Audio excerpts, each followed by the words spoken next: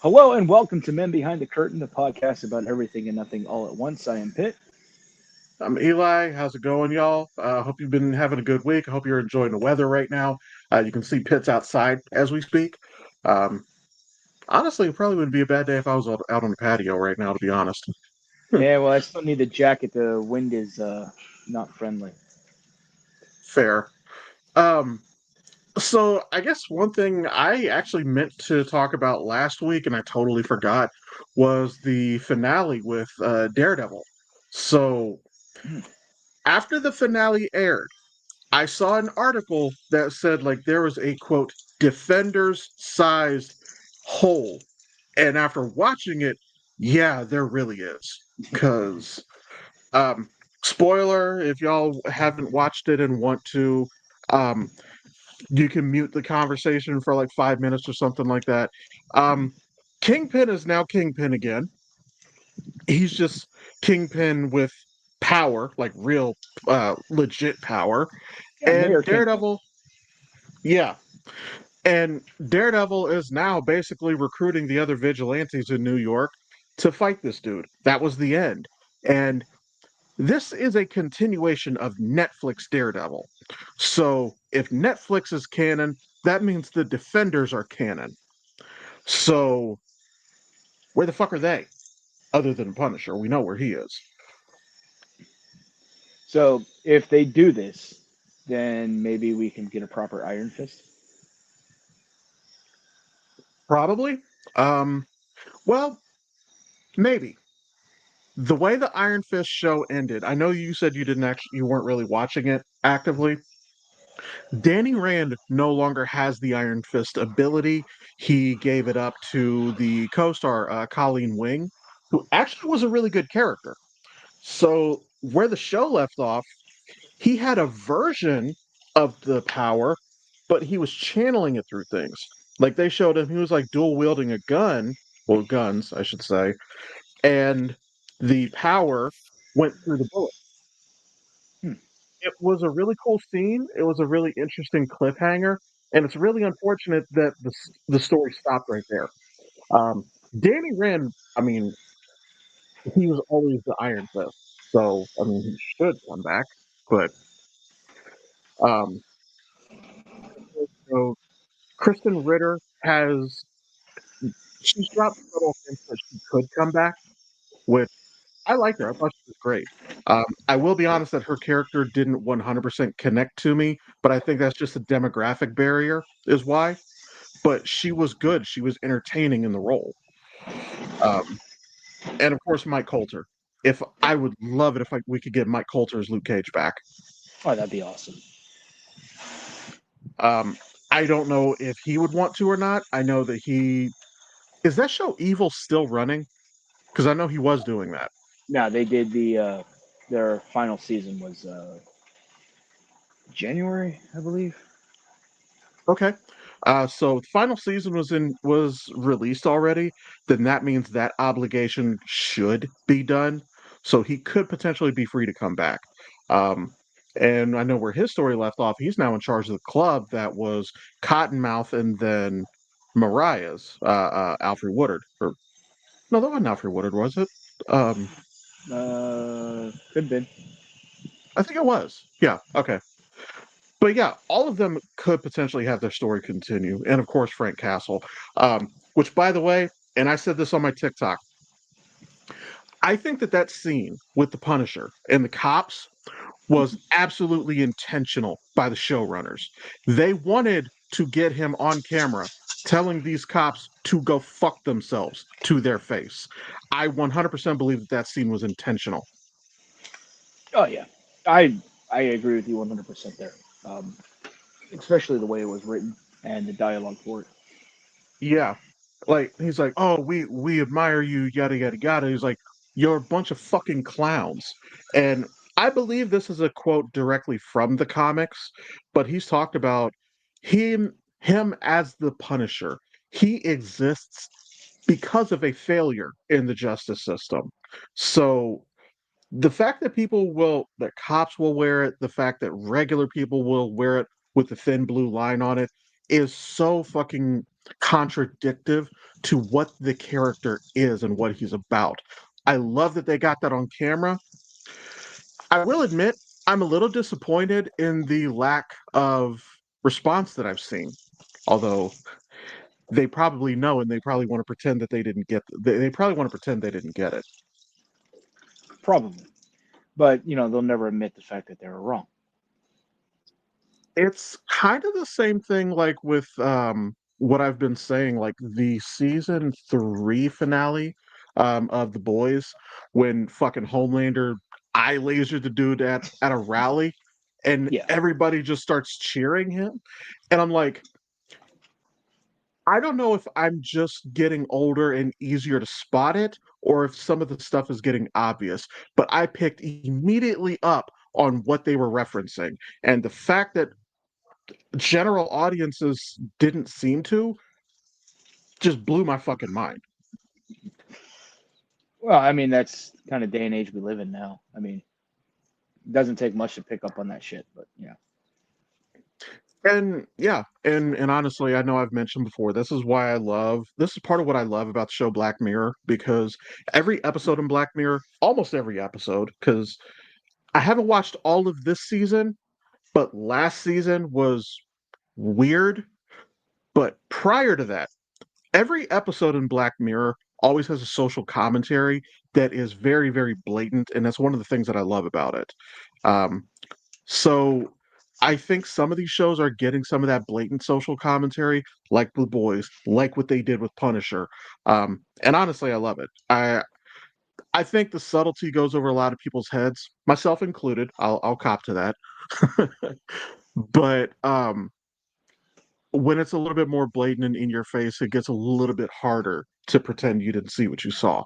Yeah. Well, it's like I mentioned a while back, that one episode of The Rookie where they actually tied in the California wildfires into the episode, you know, and it was probably one of their better episodes, using the real life,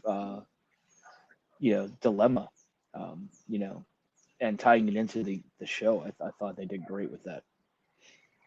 I honestly think that it's really good when TV shows will do certain things like that. There's one, I think I've mentioned it before. I kind of want to see it. I kind of don't. Is like with Stranger Things, we're coming up on the final season.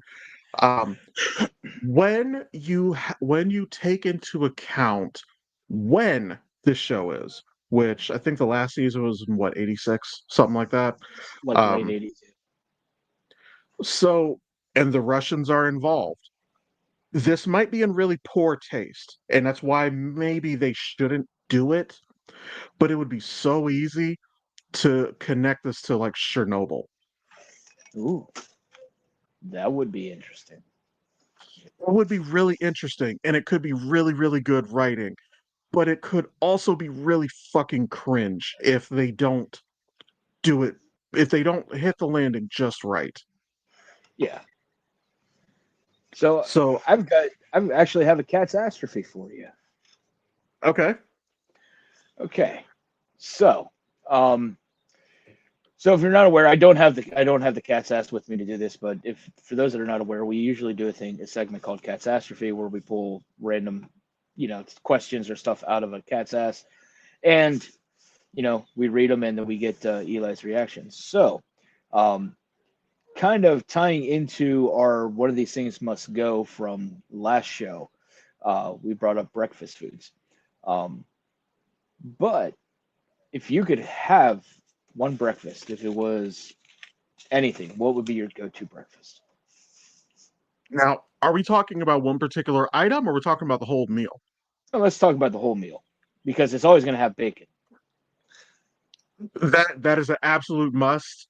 Um, if you eat turkey bacon, I am sorry. um, Bacon is an absolute must. I would say either toast or bagels. Honestly, either one is cool. I don't mind either of those. I love Asiago bagels.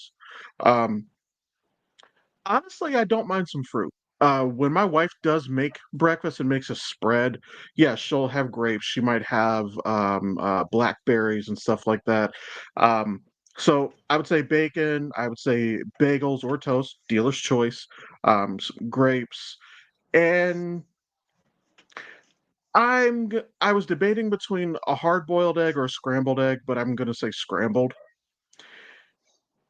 And we'll go with orange juice. Like there's a couple different ones. Like orange juice is good, apple juice is good. Minute Maid has a lot of good different flavors. But you know what? Orange juice is just a fucking classic. It just works. So we're just gonna go with that. Well, other than the 2 pounds of bacon on the side, um, and you mentioned berries, so um, now I love crepes. So crepes would be like a really hard number two, but Kaiserschmarrn, and you can be like, ooh. So Kaiserschmarrn is basically scrambled pancakes, and then you Okay. top it with berries, maybe a little bit of powdered sugar or whipped cream. Okay. Okay. I can get behind that. Um, because yeah, especially putting all the toppings in there. Yeah, the powdered sugar, fruit, all that good shit. No, I can 100% get behind that. Um, I know one thing, like you talked about last week, how you're not crazy usually about pancakes or with waffles. Personally, I like them, and I think it's the kid in me that waffles are just a lot more fun to cut because of the squares. Well, they capture all that butter and syrup, you That's know, true. you know. But yeah, no, I'm not big on pancakes, but Kaiserschmarrn, and because it's scrambled up into like bite-sized pieces, you just with fork and like a strawberry, and just oh, absolutely delicious. Looks like one of your dogs wanted to be on camera. I see him in the window. No, that's just Freya. Wait till Logie gets uh, out here, he'll start barking or something. and I'm probably like, "Hey, Dad's outside, and we're not." Yeah, pretty much. And So, since we're on the topic of breakfast, and you mentioned bagels, bagels or donuts? you know what? I'm not gonna fight you on that one. Especially like when you get like, a blueberry or strawberry bagel, which blueberry bagels are fucking delicious. Um, I'm not mad at that, honestly. I mean, I No, guess they're a little bit heavier, but I mean, I'd rather that's do not bagels. I'd rather do bagels and donuts any day. But that's me. that kind of depends because I know like whenever I was going into the office, if somebody would get like duck donuts are pretty fucking good. And they have one in particular, it's a maple bacon donut which sounds really weird, but it was good. Um, and there was another one. This one was hilarious. So I usually don't like jelly filled donuts. Like I don't dislike jelly filled, and I like jelly, but like it's too much sometimes, you know.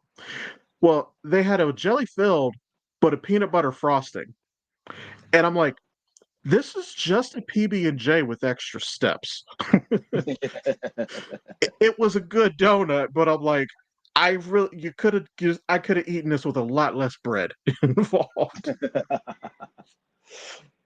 So I've watched the first three episodes of Andor, and Yeah. from the first three episodes, the only thing I've learned so far is that Mon Mothma likes to drink and dance, especially when things are going wrong.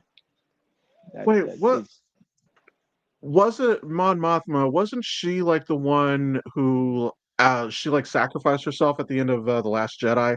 She was piloting that ship. That was her, wasn't it? I'm not sure if it was her or not. I know she's the short-haired woman from like the first three episodes, episode four, five, and six, but the first three movies. But um, now she's Yeah. but yeah, so when things aren't going right, she likes to get verschnickened and go to raves. I mean, relatable. It kind of part of the human condition that we sometimes will just kind of drown our sorrows. So I'm not entirely. It's relatable. I'll say that much. Um, and yeah, I'm googling her right now. Okay, I'm wrong. Mon Mothma was not in the Last Jedi, so the person I'm thinking of was somebody else. But okay. I know the name. I've seen the name a lot. It feels like she was one of those characters who is mentioned a lot, but is not directly acknowledged on screen very often. Yeah, I think for the most part in the original trilogy, she's just kind of like one of the throwaway characters, just kind of there for uh, like plot context. That's about it. Yeah, And I and think that now, was it. yeah, and now with Andor, it's given her a much bigger role. So Okay. I mean, we've talked about this before, like with Giancarlo Esposito's character. I love when they take these almost minuscule throwaway characters and they expand on it and actually make them a lot more interesting. I really like when they do stuff like that. Um, and honestly, like I haven't watched the Clone Wars, but I know some of the plot lines and everything. That's kind of what they did with Darth Maul. yeah, Because well, and you bring up the Clone Wars, so you might want to binge the hell out of that, considering the fact with Ahsoka season 2 coming up, it's gonna have a lot to do with some of the stuff in the Clone Wars, particularly uh, the original Sith, the father, brother, sister, and the mother. So yeah, yeah, I did watch the since we have Disney Plus, which I have a commercial version because we actually get it through Spectrum. They just gave it to us for free as part of a contractual compromise they had with Disney because they took away a few channels. But um but yeah, so we get Disney Plus, so I do get that. I did watch the Clone Wars movie, which I realized the movie was like 90% just a introduction to Ahsoka. It was a good introduction at that. yeah, well, I mean, it was also a good introduction to uh, the Clone Saj. Wars, you know, uh, animated show, which lasted, I think, 7 seasons.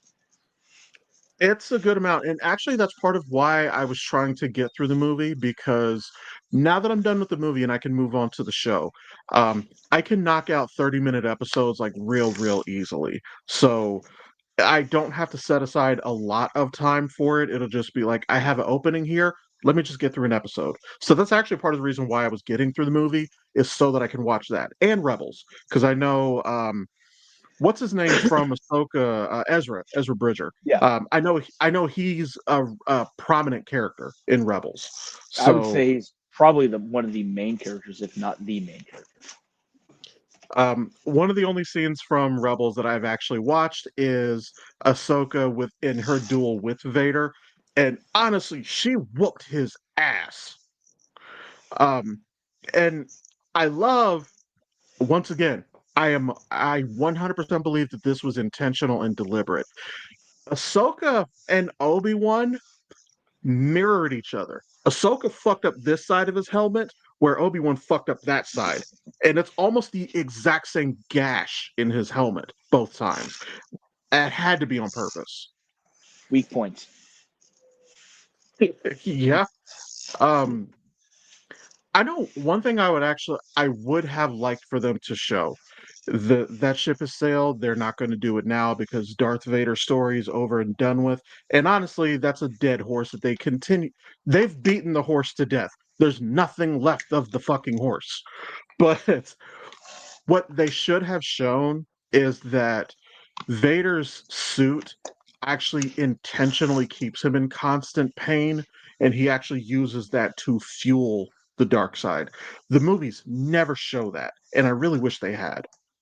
Yeah, but if you want to talk about source material, Last of Us.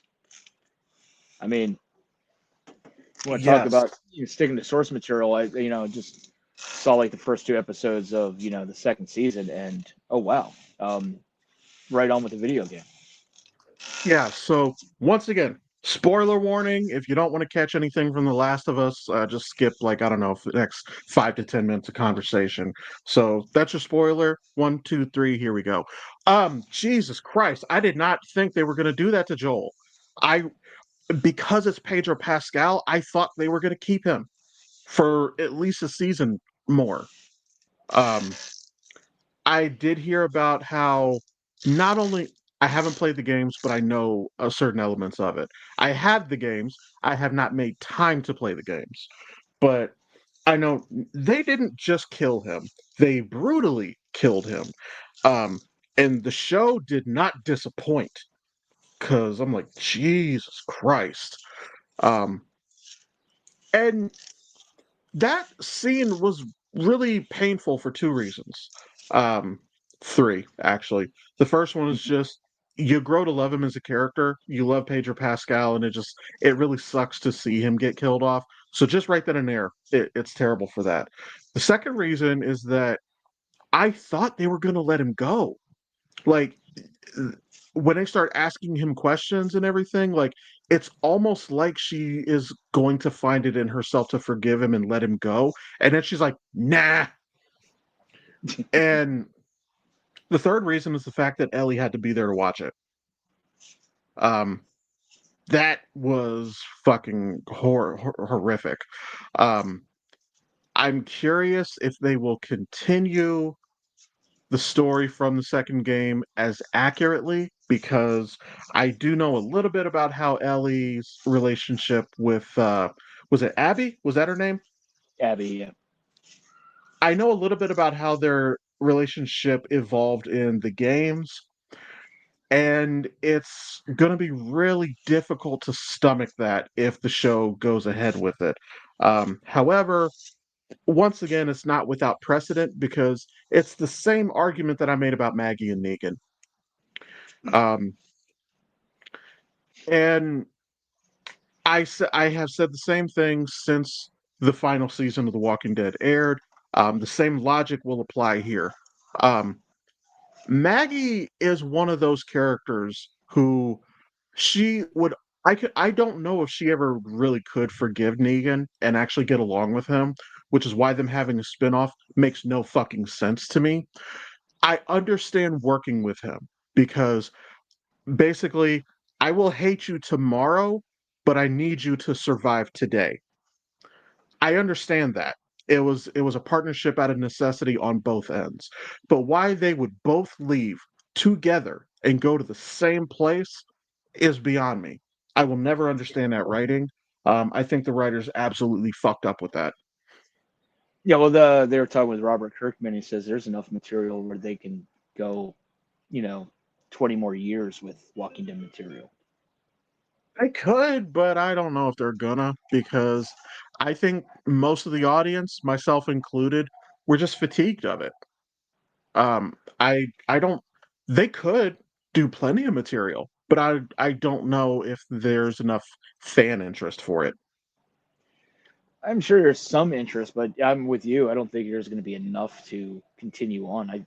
You know, I do like the fact that with the Book of Daryl, um, with Daryl Dixon, you know, being elsewhere, but and as much as I love Norman Reedus, I think a show based like in Europe or whatnot during this whole outbreak of walkers would have been a lot better just to do as a separate show and not bring in any of the titular characters from the original series. Kind of like what they did with Fear the Walking Dead. Yeah. Um, and I'll actually agree with that. I only really watched the first season of Fear the Walking Dead because while it was a reasonably interesting story, they failed to make me give a shit about any of the characters. So I've talked about this before with a lot of other shows, like Mad Men. I don't give a fuck about anybody on Mad Men. Supernatural storytelling isn't always the best. In fact, there's a couple of seasons that are just straight up bad. But I attached to the characters, and it kept me watching the show. Fear the Walking Dead, the same thing happened. It was a reasonably interesting story, but I didn't care about anybody in the story. It took a while for me to actually like some of the characters, like the daughter Alicia. Yeah. Actually grew to love her character, and then again, spoiler, they offed her in probably one of the most ridiculous ways possible. I mean, I just Was it was like, no, she got bit, and then Then she basically took all the skin, so her hand was just like nothing but bone, and she wore this Ooh, brace on it. It was just one of those things like, that's just dumb. I was about to say, was it more egregious than Beth? Because what I that was still fucking wild. um, the only thing that I understood with Beth was just they were trying to reestablish that literally nobody was safe, which Right. I do admire the showrunners for that. Even Carl, nobody was safe. Um, I do admire the show for that because a lot of showrunners do not have the courage to do something like that. Um, Even Game of Thrones. Game of Thrones was notorious for killing off characters, but you had a couple of them, like John, who were still safe. They killed him, but it was incredibly obvious that they were going to bring him back because why was he in all the promotional material for the next season? So, and Well, even I mean, he's very important to the entire plot and storyline, even though they ran out of source material after season five. But he is and he isn't. I know we've talked about this before. One of my biggest gripes with it is that him being a Targaryen amounted to nothing.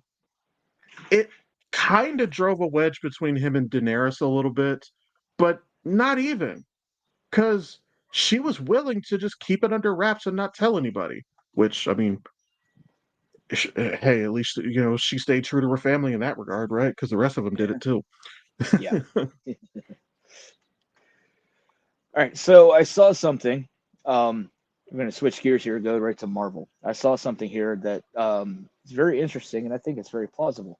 That when in Infinity War, when Captain America was trying to remove Thanos' gauntlet and Yeah. gets basically beat down, punched like a little bitch because it's Captain America and he's a little bitch, um, he dies. But then he comes back because of Thanos using the time stone. I've heard that too. And there's a lot of merit to that theory, specifically when you think about what happened to Black Widow, to Bruce in the Hulkbuster suit, and I believe he did something to War Machine, but I don't remember what. Um, but so if for those of y'all listening, watching, if you don't remember what I'm talking about, so like Black Widow, she was on the ground and then he just erects a bunch of fucking rock structure all around her. And the theory goes is that when he reversed Vision's death, he reversed everything that had happened within the last couple of minutes. And it makes sense because how the fuck did Natasha get out? Or even better is Hulkbuster. He like phased Hulkbuster into the fucking rock, and then he's just out. Um, so no, I think that you're right. I think that Steve dying, does hold some merit, and it also explains how he took a haymaker from Thanos, Yeah. and he just had a little drip of blood. That's all he had. But meanwhile, when he was fighting Thor in Endgame, he fucked Thor up so bad. Or the Hulk. Hulk got his ass beat too. Oh yeah. But yeah, no, that is a little interesting theory, and I'm 100% behind it.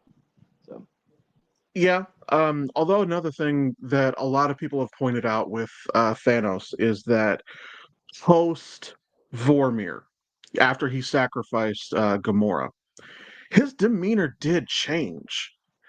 He, if you look at what he does through the rest of the movie, he did try to kill Tony, and he probably thought he did kill Tony. He stabbed him, but nothing he did in the rest of the movie was out of malice. He could have killed Tony honestly at any given time. He had like what, four of the stones by then. He could have killed Tony, and he didn't. He fought Tony. He really was trying to hold him off and get Tony to just like leave me the fuck alone. But it wasn't until right at that moment, like when he stabbed him, and even when he stabbed him, he wasn't taking pleasure in it. Yeah. Um, and he honestly was even trying to like comfort Wanda a little bit. Like he wasn't malicious to her when he knocked her away because he was about to get the Mind Stone from Vision. He hit her because he had to, but you look at the way he was talking to her up to that moment, it wasn't evil per se. So that I say all that to say it's equally possible he hit Steve hard enough to put him down but not kill him. I'm I going with like this. I no, I like this. I like the death theory too because again, when you look at Natasha, when you look at Hulkbuster, and again, I don't remember what he did with War Machine, but I remember War Machine was in a pretty bad spot too. Um, how did Hulkbuster get the fuck out of the rock wall if he did? If that theory's not true, so no, I'm 100% with you on that. Yeah. So I was also seeing something about because we've got coming up the another part of one of our segments is one of these things must go, and I what brings it up is I saw one about the Batman franchises, and it had like the Dark Knight and it had like Justice League and had all of them, and listed above it was the latest Robert Pattinson one, the Batman, and I absolutely despise that fucking movie.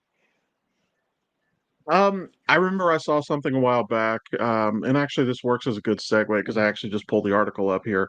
But there was one, there was Spider-Man 2, the one with Tobey Maguire. It was the Batman with Pattinson. I believe Logan was the third one. And I don't remember what was fourth, but I said that I actually said I would keep Batman and actually let Spider-Man 2 go. And the reason I said that is I do love Spider-Man 2. It's probably the best one that Tobey Maguire has done. However, Tom Holland is the most accurate Spider-Man that we have gotten to date. So if I had to sacrifice Tobey to keep Tom, I would do it. But secondly, I have a take on the Batman movie, and I've mentioned this before. Batman Bruce Wayne, first of all, let me acknowledge Pattinson's Bruce Wayne was terrible. It was. Um, but I think part of that has to do with his age and level of experience in this movie. But part of what I liked about it is that number one, this is the first time that we've really gotten him being a fucking detective. Is the only detective work that we saw doing was eyeballing a bullet hole. It makes for a more interesting scene, but it doesn't make sense. And one thing that I felt like they actually understood about Batman as a character, Batman is a very angry individual. And Robert Pattinson's fight scenes, he is using these fucking guys as therapy. So I do understand some of the criticisms about the Batman. I myself believe that it was entirely too fucking long. Um, but I think that they did understand the character in a way that a lot of other movie makers didn't.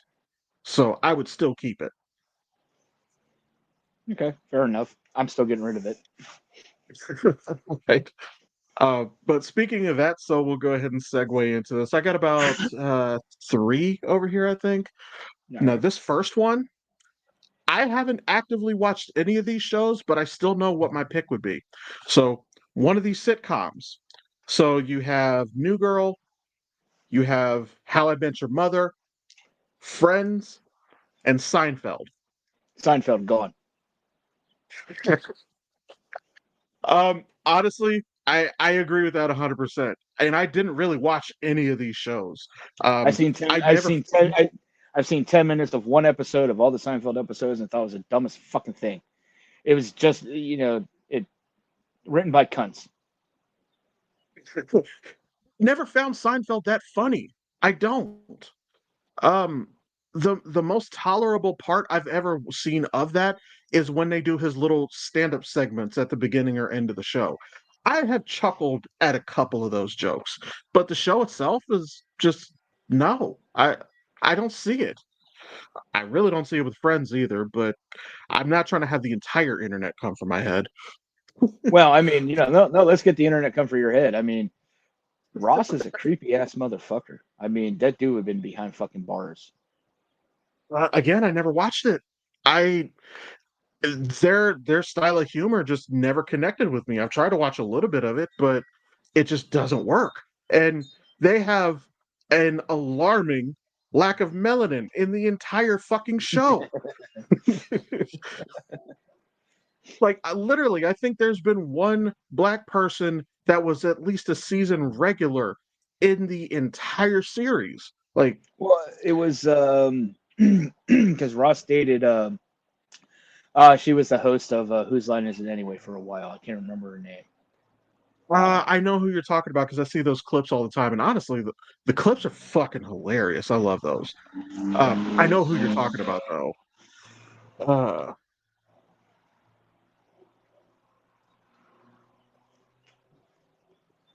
um, what is her name? Oh, I'm so dumb. Yeah, Aisha Tyler. Um, Yes. Lana from fucking Archer. Okay. God, I'm dumb. But and yeah, I should have known that because like I just rewatched Archer last year, which it's the stupidest shit, but I love it. But so let me go ahead and move on to another one. I think we've done this one before, like which social media app has to go, but I'm gonna skip that one. Um, this will be an interesting one. I like this one doesn't really target either of our demographics 100%, but I think we could still have an opinion on this. Um, Rihanna, Beyonce, Taylor Swift, or Katy Perry. Oh, talking music or are we just talking overall? Um, it doesn't say music. It said say goodbye to one of your faves. So I guess music. I mean, that's mostly all Beyonce's really done. So Well, and Taylor Swift for that matter. I mean, none of them are really my faves.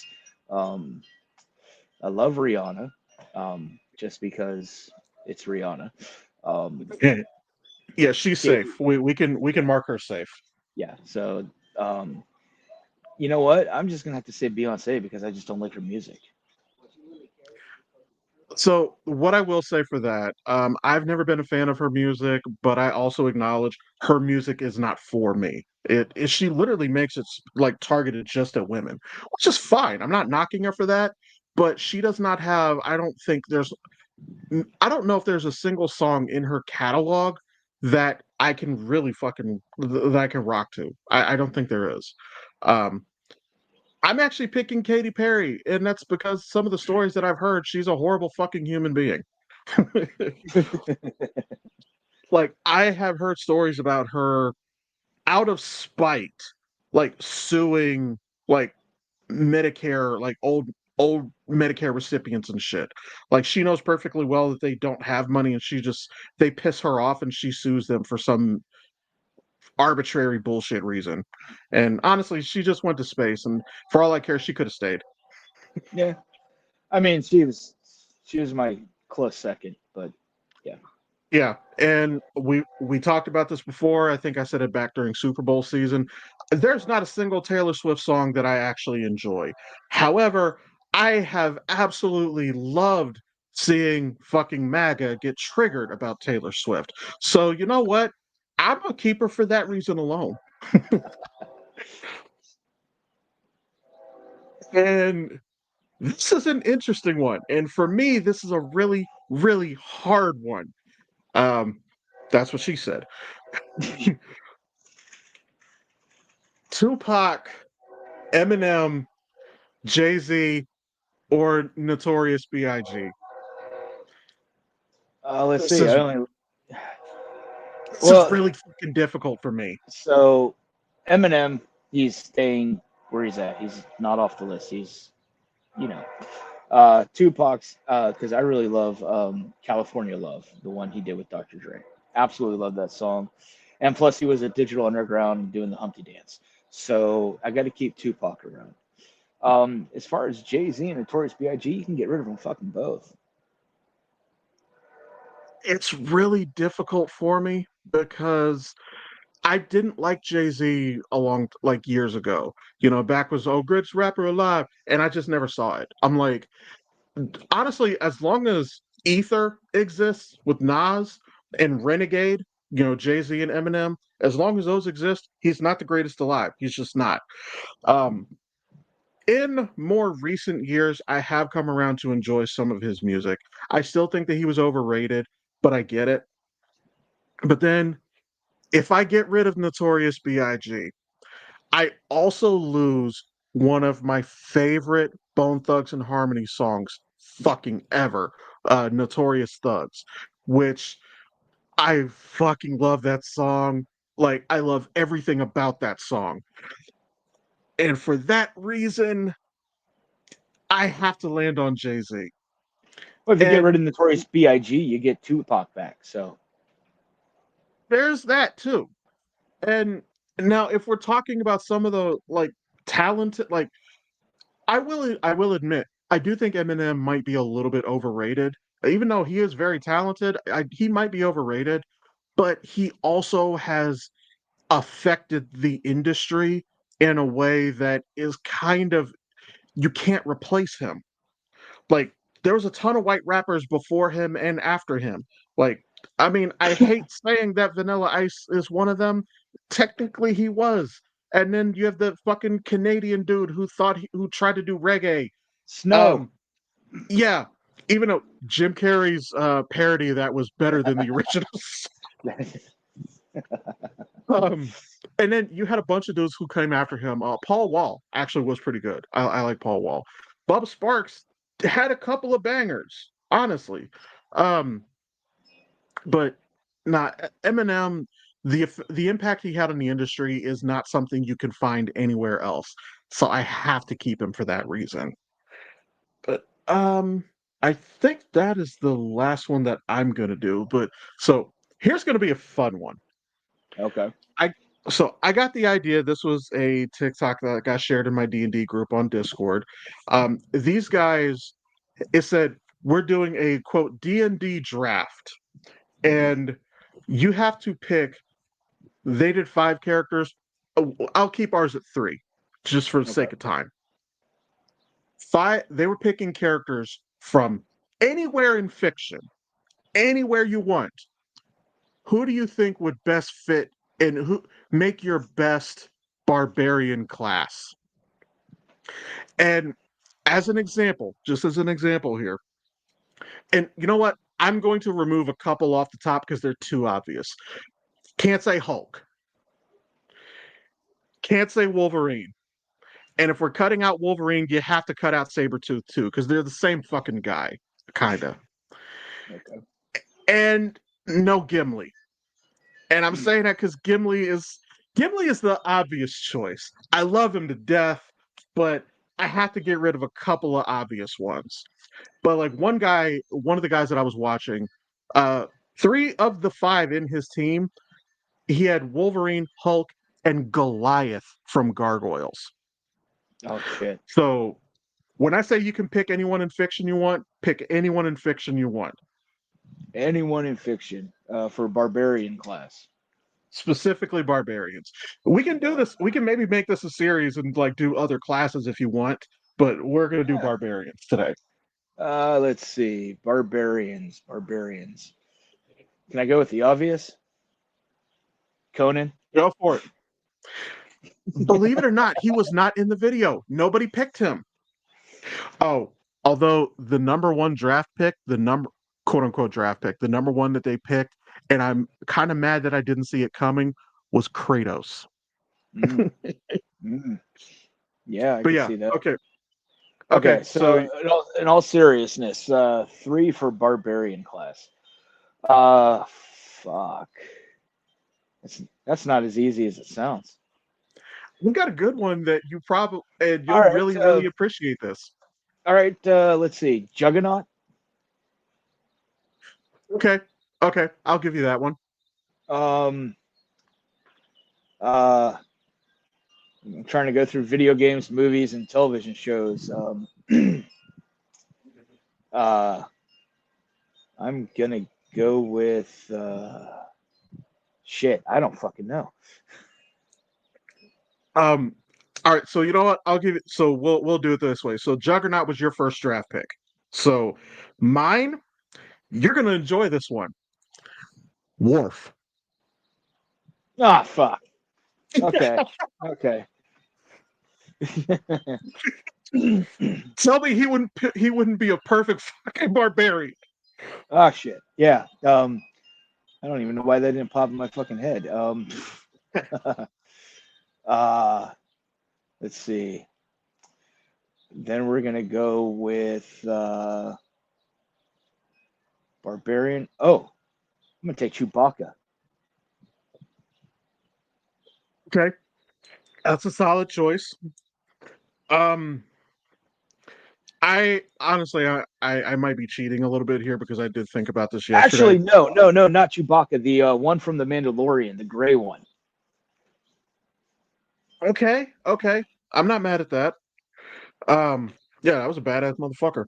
Which speaking of badass motherfucker, I'm not choosing him, but an honorable mention is Mace Windu. Okay. But no, for my second draft choice, um, this is a throwback. This is something the old school gamers are going to appreciate. Um, I'm going with Blanca from Street Fighter. Shit. All right. So I'll go with throwback one here. I'm taking King Kong. Oh shit! All right, okay.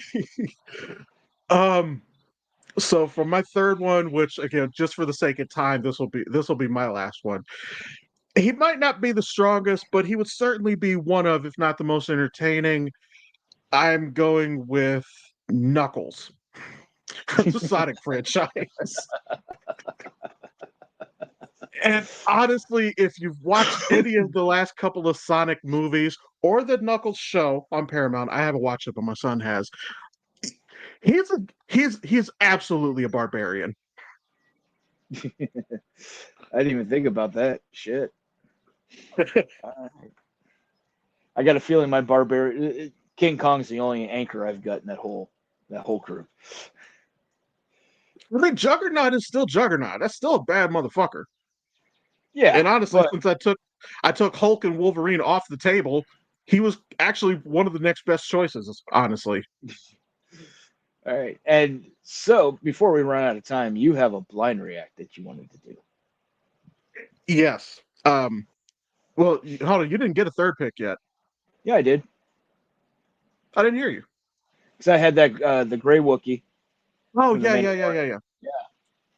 Um, also another honorable mention. I thought of this yesterday because probably because I just recently watched Minecraft with my kid.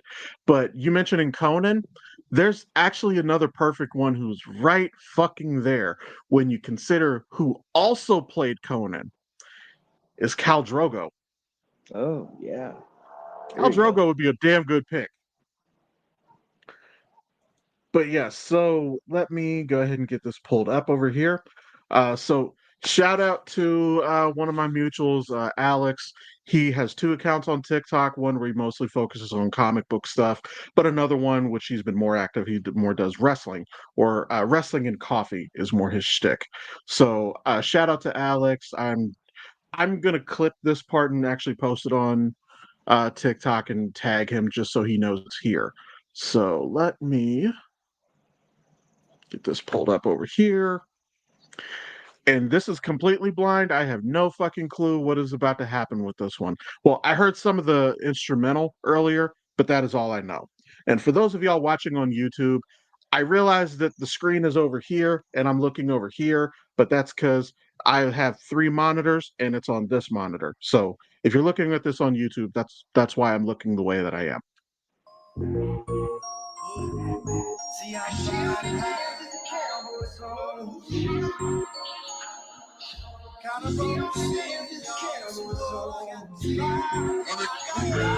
I don't call me much, but she loves this place. And I gotta find her.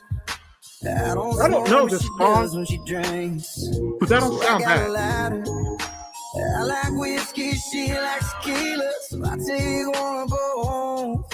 Just in case she walks in, I'll be good to go. She only dances a cowboy song. Loves to get Okay. I thought that was so for those of y'all who haven't seen this before, this is just I get all kinds of shit. Sometimes it's something hilarious. Sometimes it's something like that. Honestly, that was not a bad mashup. I don't know who the fuck that was. Not a clue. Uh and he didn't tag anything. So You are the weakest link. no, that honestly that wasn't terrible though. The vocals and the instrumental actually did mesh up really well, I thought. So, Yeah. all right, well, But hey, Alex, that was a good one. yeah. Well, before we go, I would just want to bring up that this Friday, Saturday, and Sunday is Atomicon, and some of the cast and crew from Velmont, the Black Raven Chronicles, will be in attendance. So if you happen to be in the South Carolina area, check it out. Yeah. Also, you know what? While you mentioned that, I know that you had been working on episode 6. So do you know anything as far as like with the delays that we've been having? Because we now have what is Uh, it, 4 and 5 have been delayed? yeah, so some of the delays have to do with some stuff going on personally in people's lives going on, Right. which is understandable. But should be dropping soon. I do know that 4 is ready to go. I'm just waiting for the word on that. 5 is almost wrapped, and 6 has one more scene that needs to be put together, and that is it. Okay. So if that's the case, I could be wrong. And Jonathan, if you happen to watch this, feel free to correct me in the comments. If 4 is ready to go, I would say it probably just makes the most sense to drop that on the first of the month, which will be Thursday, I believe. And then, we can get 5 and 6 out, as they become available. That's just my opinion. But, obviously, Jonathan, it's your show. You can do what you want with it.